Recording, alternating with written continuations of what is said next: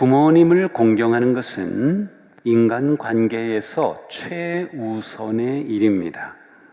예수님은 오늘 본문에서처럼 우리가 생명에 들어가려면 지켜야 할 계명을 쭉 말씀하시면서 내 부모를 공경하라, 내 이웃을 내 자신과 같이 사랑하라고 말씀하셨습니다. 바로 이 말씀은 십계명의 말씀이죠. 십계명의 제5계명이 내 부모를 공경하라입니다. 십계명의 1계명부터 4계명까지는 하나님에 대한 그러한 계명이라고 하면 5계명부터 마지막 10계명은 인간 관계에서의 계명이라고 할 수 있어요. 이렇게 하나님을 향한 계명이 먼저 주어지고 나서 사람의 관계 속에 지켜야 할 계명을 주신 것을 보면 우리가 하나님과의 관계가 인간과의 관계보다 우선인 것을 알 수 있습니다. 우리가 신앙생활을 할 때 우리가 먼저 변화되었기 때문에 아니면 새 사람이 되었기 때문에 예수님을 믿게 되고 하나님의 자녀가 되는 것이 아니죠. 우리는 온전한 사람이 되어서 하나님을 믿는 것이 아니라 하나님의 자녀가 되어 온전한 사람으로 성숙해 갑니다. 따라서 어떤 죄인이라도 예수님을 믿고 구원의 주님으로 영접하면 그 사람은 하나님의 자녀가 되고 그리고 그때부터 하나님의 자녀로 성숙하게 돼요. 하나님의 은혜 안에 거하고 하나님과 바른 관계를 맺어가게 되죠. 이렇게 거룩한 자녀가 됩니다. 예수님을 통하여 하나님과 친밀하고 아름다운 관계를 맺게 되면 우리는 하나님의 자녀로서 하나님의 말씀에 순종하고 또 말씀을 통해 하나님의 성품을 알고 하나님의 뜻을 알고 하나님의 사랑을 깨닫게 되면서 우리의 삶의 변화가 생기게 되는 겁니다. 우리와 함께 하시는 성령님께서 우리가 하나님을 닮아가고 거룩한 삶을 살아가도록, 그래서 오늘 베드로의 말씀처럼 선한 일을 하는 그러한 우리의 존재로 성장해 가게 되는 거죠. 그래서 우리는 이것을 성화의 삶이라고 합니다. 하나님의 말씀은 우리가 어떻게 하나님의 자녀로 살아야 할지를 분명하게 보여주십니다. 삶의 주인이신 예수님의 인도하심을 따르도록 우리를 이끌어 주시죠. 성령님은 우리와 함께 하시면서 우리가 하나님의 말씀대로 살아갈, 예수님을 닮아갈 지혜와 뜻과 생각과 모든 필요한 믿음을 더하여 주십니다. 자, 이렇게 살아가는 우리의 삶을 예수님께서는 딱 한마디로 요약하셨죠. 하나님을 사랑하고 이웃을 사랑하라. 이것이 우리가 살아가는 삶의 전부입니다. 그런데 하나님의 자녀인 우리가 이웃을 사랑하는 삶에서 가장 중요하고 먼저 해야 하는 것이 부모 공경입니다. 부모님은 이웃 사랑의 1순위입니다. 이웃 사랑은 부모 공경에서 시작됩니다. 자녀인 우리에게 하나님이 원하시고 기대하시는 첫 계명은 부모를 공경하는 것이다. 부모 공경의 핵심은 모든 인간관계에서 가장 중요하다는 것에 있어요. 모든 인간관계의 첫 계명, 그것이 부모 공경이 모든 인간관계의 가장 중요한 핵심이 되는 거예요. 우리나라에 복음이 들어왔을 때, 그리고 지금도 사실은 전도할 때 걸림돌이 되는 것 중에 하나가 제사 문제죠. 예수님을 믿으면 제사를 지내지 않는다, 그러므로 기독교인은 불효한다, 이러한 생각이 있습니다. 과연 기독교인은 불효합니까? 기독교는 오히려 효도의 종교라고 할 수 있어요.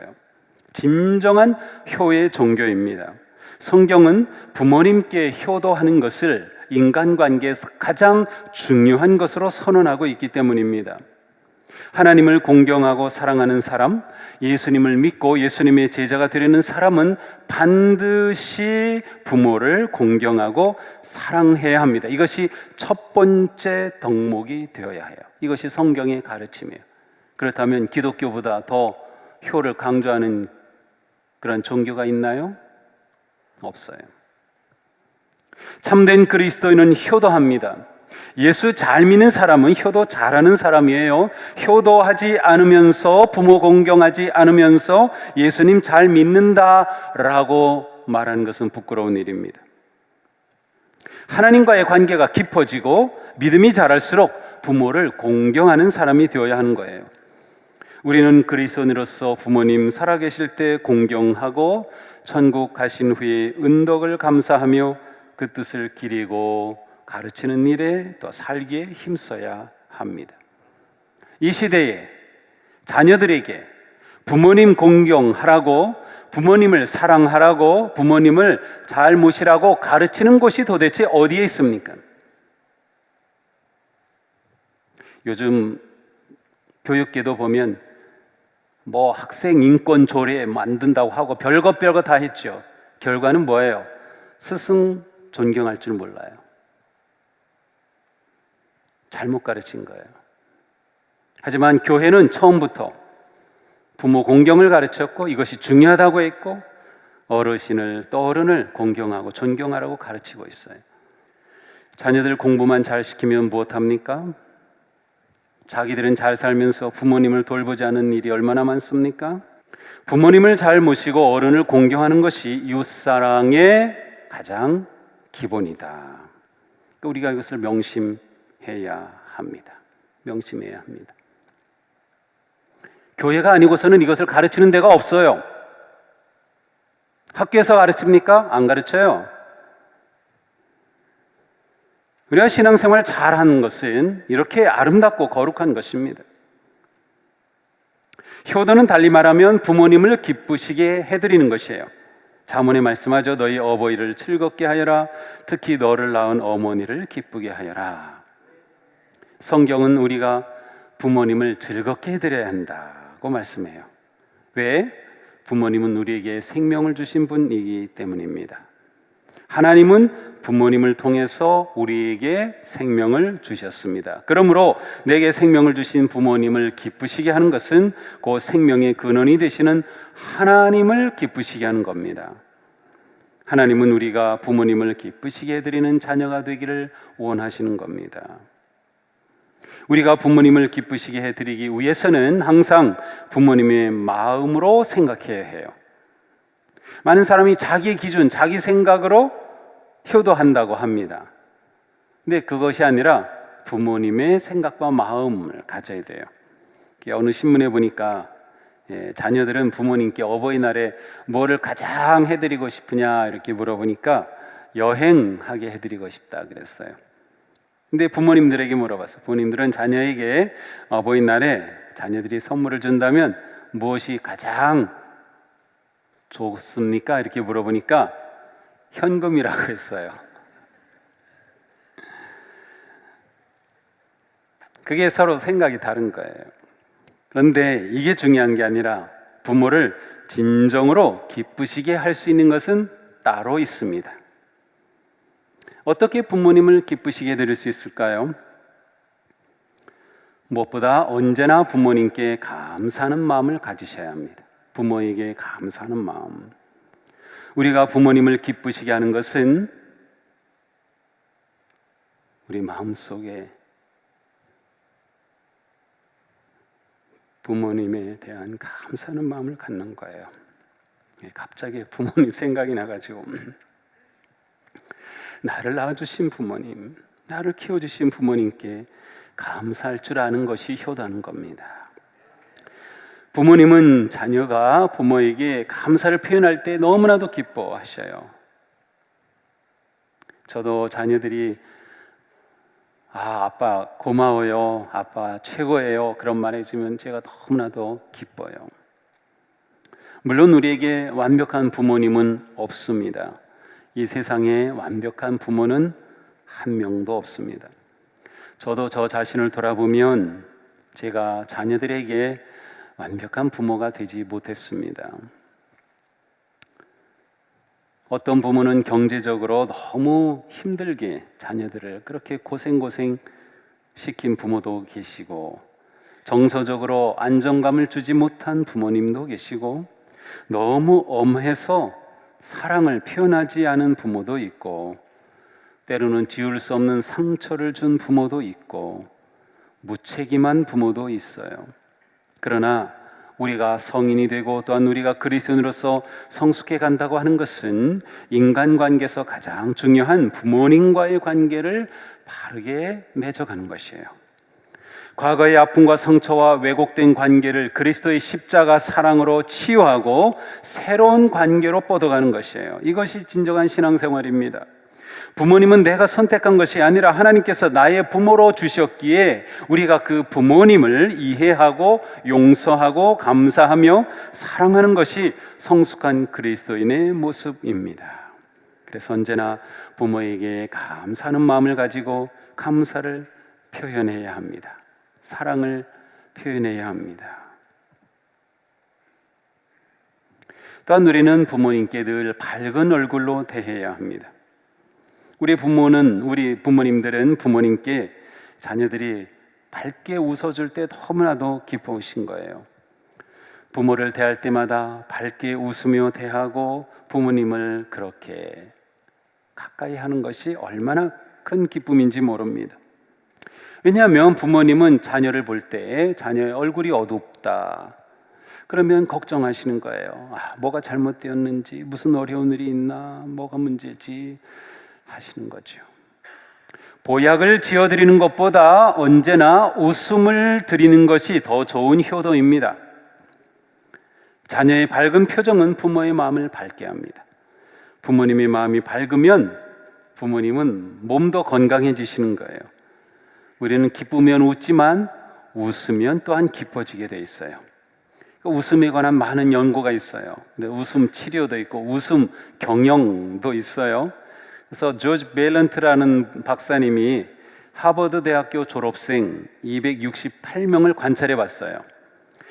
그래서 이들이 대학을 졸업한 후에 정말 행복하고 성공한 인생을 사는지 무엇이 그 기준이 될지를 이렇게 보았어요. 그랬더니 총명한 두뇌를 가지고 있거나 부모님이 아주 부유한 그러한 배경을 가지고 있는 것, 그것이 행복하고 성공한 삶의 요소가 아니라고 하는 것이 밝혀졌어요. 그것은 그렇게 중요한 게 아니었어요. 이분이 연구한 결과 성공은 어떻게 어려움을 극복하느냐에 달려 있는데 그 어려움을 극복하는 가장 중요한 요소가 웃음이었습니다. 그래서 웃는다라는 것은 긍정의 마음과 긍정의 태도를 갖는 것이기 때문에 그래요. 웃음의 효과는 단지 이렇게 심리적으로만 나타나는 게 아니에요. 웃으면 우리의 몸이 건강해질 수밖에 없어요. 웃으면 우리의 혈관이 확장이 되고 뇌 속에 도파민이 증가하고 육체를 건강하게 하는 것, 이것은 이미 의학적으로 증명이 되었어요. 잘 웃어야 면역성이 강화됩니다. 웃음 다이어트라는 것도 있어요. 웃음은 이렇게 좋은 거예요. 그래 부모님께 웃음을 드리는 것, 그래서 부모님이 웃으시게 하는 것, 이게 진짜 효도인 거예요. 부모님께 웃음을 선사하자, 부모님을 즐겁게 해드리는 거죠. 또한 우리는 부모님의 나이 듦, 노화라고 하죠. 이것을 이해해야 합니다. 자녀들이 부모에게서 들을 수 있는 큰 악담이 뭔지 아세요? 너도 한번 늙어봐라 입니다. 이런 말을 물론 좋은 의미로 하는 경우도 있어요. 너도 한번 늙어봐. 하지만 정말 부모가 화가 나서 너도 한번 늙어봐, 그런 말을 혹시 들으신다면 조심하셔야 합니다.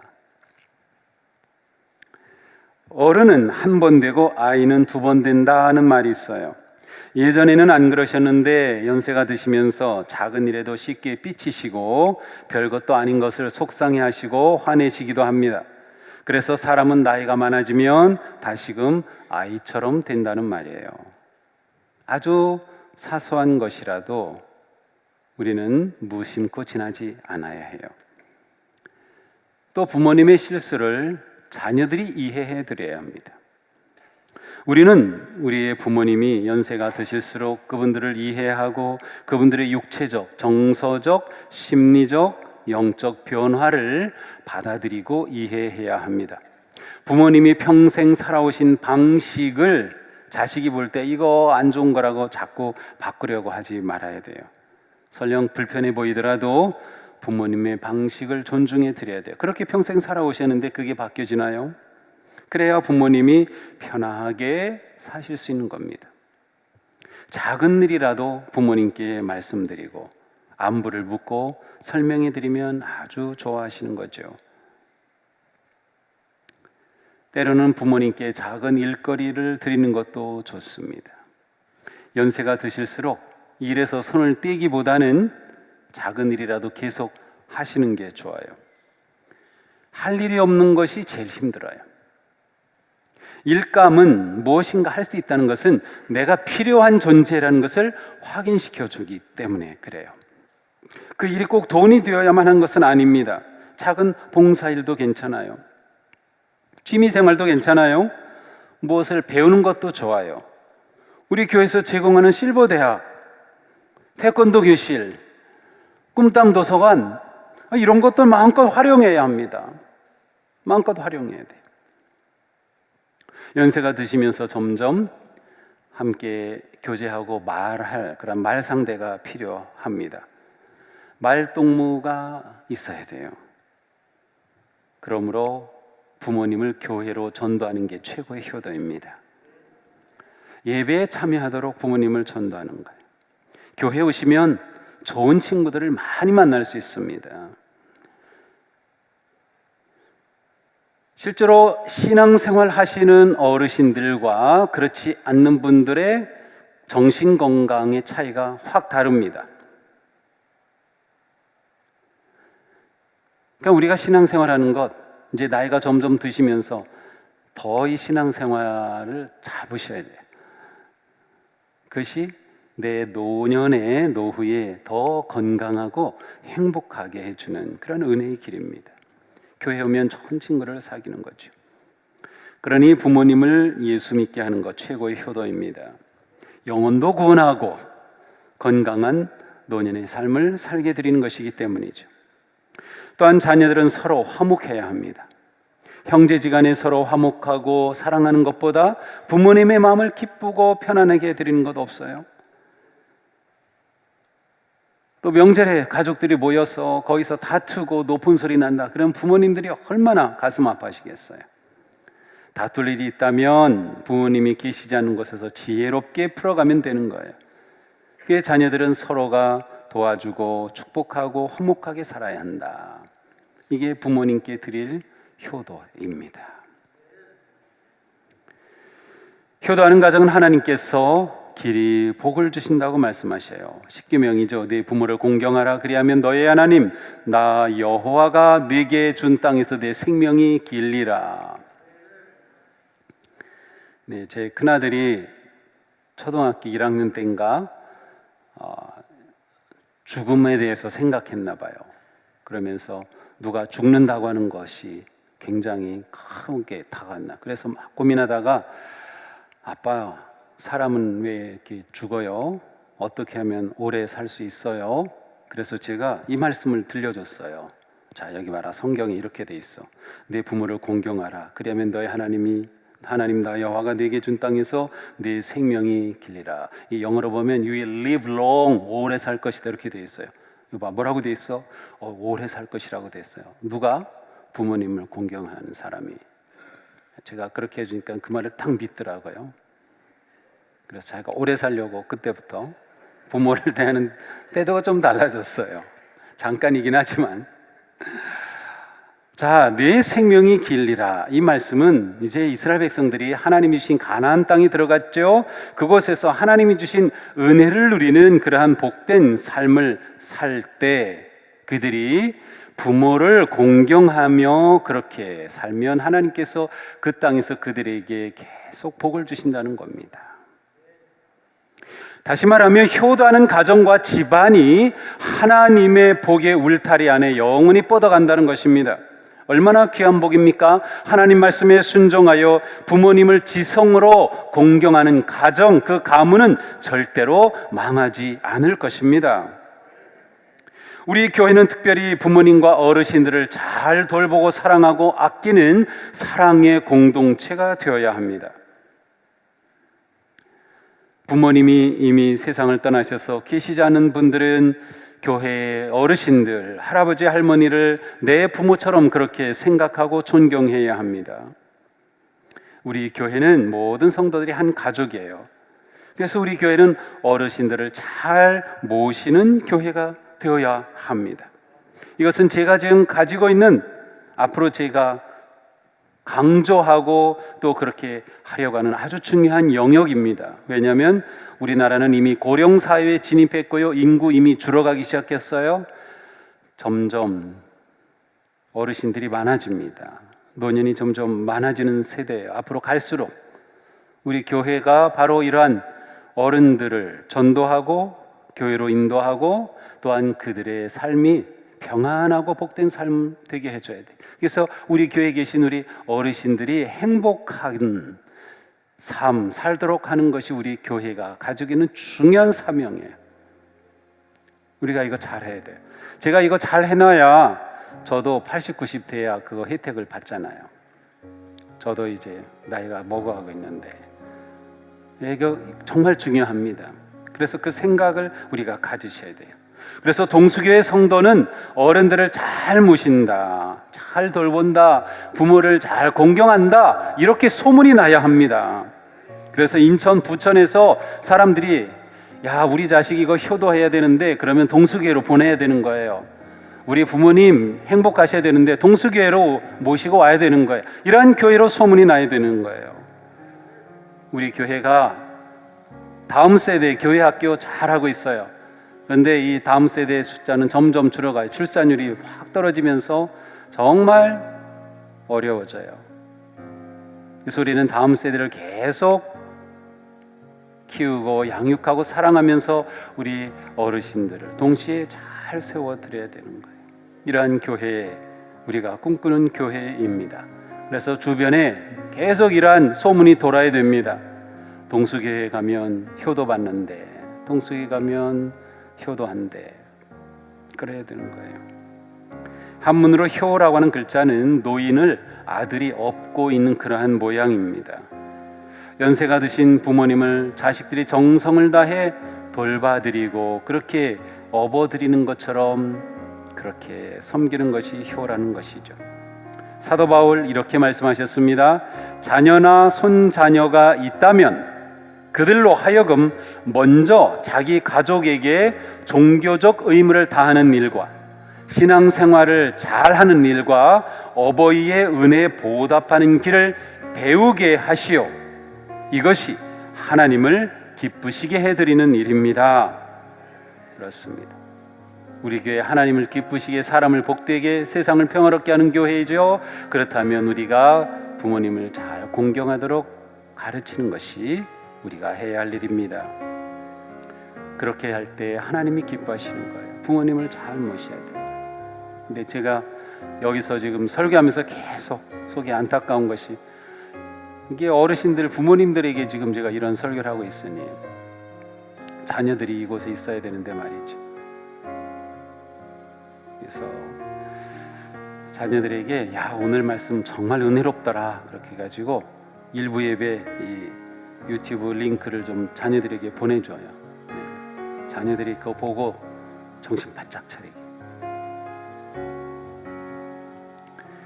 자식이 효도하려고 하지만 부모님은 기다려주지 않는다는 말이 있죠. 네, 꼭 맞는 말이에요. 더 늦기 전에 효도해야 합니다.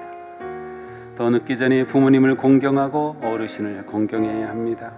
그래서 아름다운 우리 동수교회, 부모님을 잘 공경하는 동수교회, 효도의 으뜸이 되는 우리 교회, 모든 성도들이 가정이 행복한 우리 모두가 되기를 주님의 이름으로 축복합니다.